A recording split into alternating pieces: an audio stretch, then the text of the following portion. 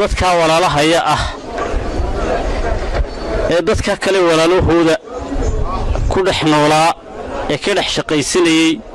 ee lillaayay ee naga dhintay taasi ayaan u diraynaa ilaahayna waxaan leenahay gacan ka gardaran ayaa dishay jannadiisa firdawsa ka waraabiyo aad baan arrintaa uga xunnahay haddaan nahay mas'uuliyiintii degmada Boorama run ahaantii waxa weeye looma baahnayn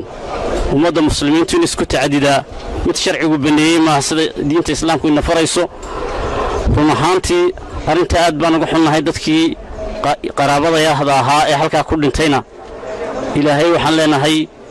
eheladii iyo annagaba samri iyo iimaan hay naga siiyo qodobkayaga labaad waxa weeye baaq nabadeed oo ku waajahan ummadda ku nool Somaliland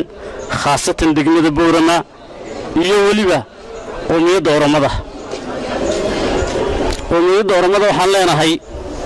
dagaal u dhaxeeya ummadda Soomaaliyeed magaca Soomaaliyeed iyo magaca Oromo ma jiro dagaalkii siyaasadeed iyaanan loo soo rarin laba qoomiyadood dad walaalaynu nahay ummadda idinku dhex nool idinka ka mas'uula waxaas dhacay wax la qaadan karo maaha walaaltinimada Oromiya iyo Soomaaliya inaad ilaalisan baa loo baahan yahay annagu yeeli mayno marnaba waxaad samaysan inaan samayno